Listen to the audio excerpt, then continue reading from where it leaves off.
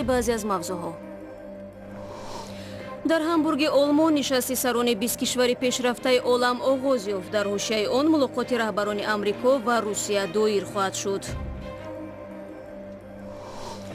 мақомдорон умед доранд ки барномаи минтақавии содироти нирӯи барқ дар беҳбуди равобити сарди Покистону Афғонистон кӯмак хоҳад кард. тоҷикистон метавонад дар истиқрори сулҳ дар Афғонистон нақши муассире дошта бошад. ҳамчунин ин кишвар метавонад дар беҳбуди равобит миёни Покистон ва Афғонистон мусоидат кунад. масъулон зарар аз сӯхтор дар бозори корвони душанберо бартараф доранд, вале зиёни тоҷиронро ки ҷуброн хоҳад кард? андоза намегирифтан тахминан 5-6 моҳ баъди 5-6 моҳ ки боз ба худ меомадем хай бо давом медодем, андоза месупурдем.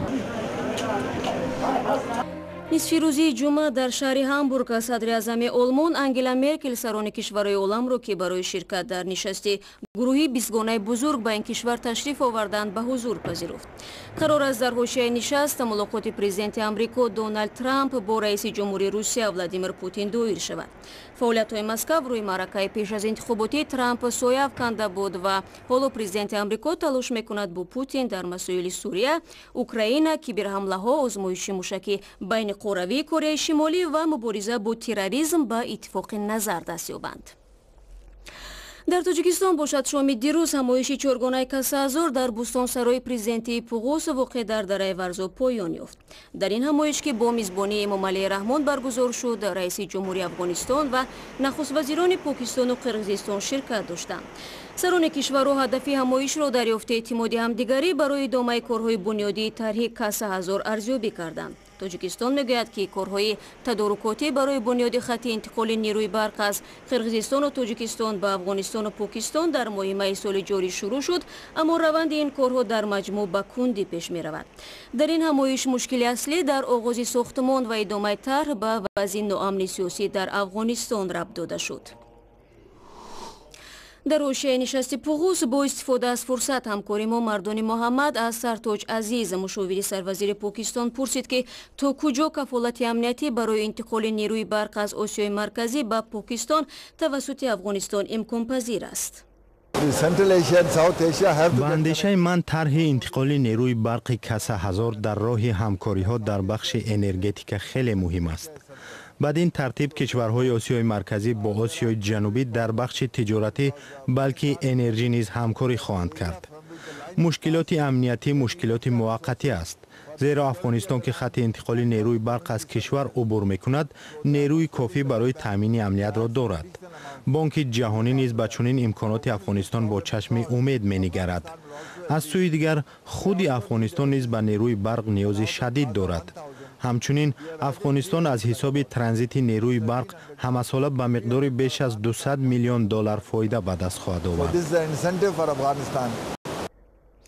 вале боз ҳам Афғонистон ноором аст ва равобити ин кишвар бо Покистон ҳеҷ рӯ ба беҳбуд надорад. Мардони Муҳаммад суол кард ки шонсе барои беҳбудӣ дар муносиботи ин ду кишвар вуҷуд дорад ё хайр. воқеан вазъи амниятӣ дар Афғонистон нигаронкунанда аст. пас аз коҳиши нерӯҳои низомии Амрико бархе аз манотиқи кишвар аз назорати давлати ин кишвар хориҷ шуд. талафот низ афзоиш меёбад. Покистон қаблан ва ҳоло низ дар ҳалли мушкили амниятӣ аз Афғонистон пуштибонӣ мекунад. инфрасохтори Афғонистон тахриб шудааст.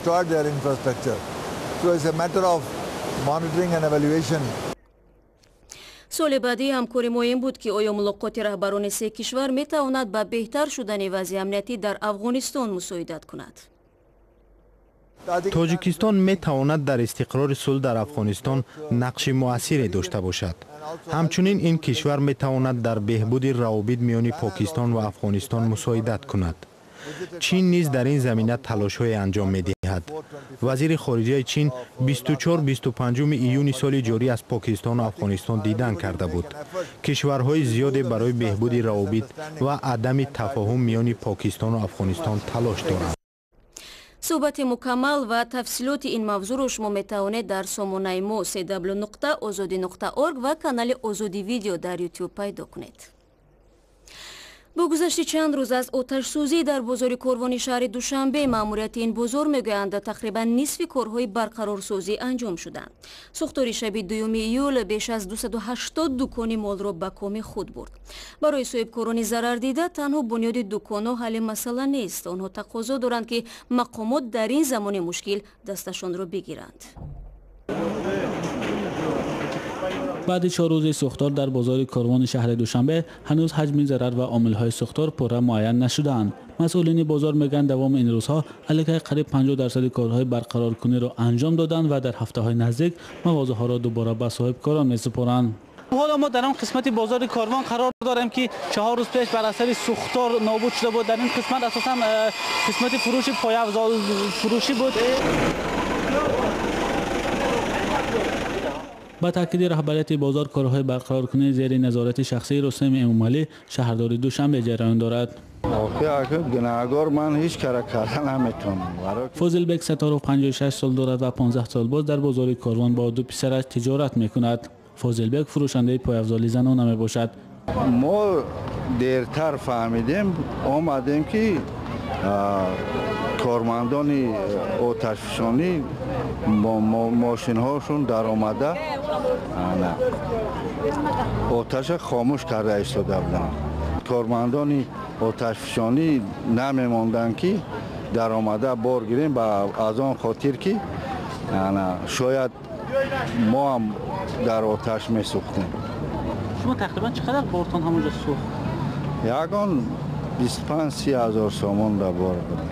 این صاحبکار بازار کاروان میگه سرمایه در سوختار نابود شده اش نتیجه زحمت 15 ساله اش بود و حالا نمیداند از کجا مبلغ پیدا کرده تجارتش را دوباره براه ماند. حکومت اندازه اقلا 4-5 ماه یا 6 ماه اندازه چی میکردن نمیگرفتن که تا ما به خود آمدن همون کار اندازه نمیگرفتن. یا تقریبا 5-6 ماه بعدی 5-6 ماه که باز به خود می آمدیم خیلی با دوام میدادیم اندازه میسپردیم.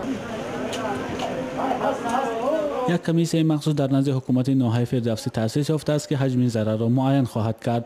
در اساس دستور شهردار دوشنبه صاحبکاران ضرر دیده از پرداخت اجاره پولی و چک هر روز آزاد شدند. ماموریت بازار کاروان میگویند مسئله آزاد کردن صاحبکاران ضرر دیده از انداز در اساس قرارداد رقم 451 حکومت تاجیکستان در بررسی کمیته انداز قرار دارد. اینچنین مسئله تمدید کردن قرض‌های بانکی صاحبکاران نیز در اساس دستور رستم امامعلی در حال بررسی است. مولا رجب یوسفی گزارش میداد. موضوع بعدی ما نیز مربوط به بازارهای پایتخت است. در بازارهای خوراکواری شهر دوشنبه به فرق از 1 ماه پیش نرخ بعضی محصولات کشاورزی پایین آمده است. ساکنان پایتخت از اندکی ارزانتر شدن بعضی میوه و سبزیجات خوشحالند، اما میگویند نرخ محصولات اولیه غذایی همچنان بلند باقی میماند. شادمان یتیم موضوع را تحقیق کرد. ساکنان شهر دوشنبه را در این شب و روز کم پایین شدن نرخ بعضی محصولات خوراک خوشحال کرده است. از طرف دیگر آنها از آن نگرانند که ارزش دیگر محصولات اصلی که حالا هم در بازارها بلند است دوامی سال ارزان نمی شود. تربوز خربوزه ارزان رفته است. به نظرتون همین شب و روز باید کدام محصولات ها ارزان باشد؟ همین پیوسختی کارتوشکا دیگه چی آدم از زندگی شوایه همین دو کامکا تمام دیگه هیچ ارزان نشده. بودرینگ این دامادو 50 درهم در قلبگی بود. ولی با تو با فرق از 1 ماه پیش نرخ بعضی محصولات خوراک در بازارها کمی پایین شدند. مثلا کیلوی پامیدور که در رمضان تا 7 سامانی بود حالا تا 2.5 سامان پایین شده است. میوگی، سبزیجات و پالیزی هم که موسمی جمع‌آوریشان است ارزان شده است. در بازارهای پایتخت یک تربوز از 3 تا 10 سامانی و خربوزه از 3 تا 8-10 سامانی وابسته به حجم آن فروخته می شود. نرخ کارتوشکا، پیاز و سبزی که از محصولات اولیه نیازی مردم به حساب می رود همانا گران است. هرچند کیلوی کارتوشکا را در رسته های ذخیره های بازار 3.5 سامانی می فروشند، ولی سوداگران انفرادی این محصولات را از 4.5 سامانی 1 درهم هم کم نمی کنند. سبزی که مردم آن را زیاد استفاده میبرند در چند سال اخیر اینقدر بالا رفتن نرخ آن را کسی یاد ندارد. سال گذشته رئیس جمهور از گران شدن نرخ سبزی که تا 1 سومانی رسیده بود نگرانی کرد. حالا این محصولات 3 سومانی است. مسئولان بازارها سبب اصلی گرانی نرخ محصولات را به حاصل کمی امسال رفت میدهند. استحصال همین کشکا وارداتش نسبت سال گذشته کمک کاهش یافته است. یکمش، دومش همین که بهار دیر آمد، سومش همین که حاصلی هم خود کشکم نسبت سال گذشته استحصالش کمتر شده است. بازارشناسان میگویند امسال سبب پایین نشدن نرخ خوراک در بازارها از یک طرف کم شدن حاصل آن باشد، عامل دیگری آن ناتنجی در کشور همسایه افغانستان است که واردات میوه و کارتوشکا را به کشور کاهش داد. یگانه محصولات موسمی فراوان و هم ارزان پالزی است که در بازارها و هم در نزد بیناها با نرخ‌های دسترس فروخته می شود. فروشنده ها میگویند در منطقه های جنوب کشور باد و هوای امساله برعکس کارتوشکا و پیاز به خوب شدن حاصل پالزی مساعدت کرده است. شادمان یتیم، رادیوی آزادی، دوشنبه.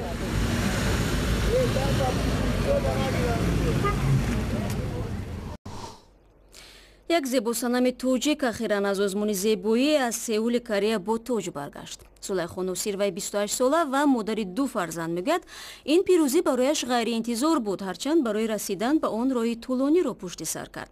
در زندگی ناکامی و شکست زیاد داشته است. در صحبت با همکارانم زلیخا گفت با آن که حالا او مادری تنهاست ولی باور دارد که زندگی بهتر او را در پیش است.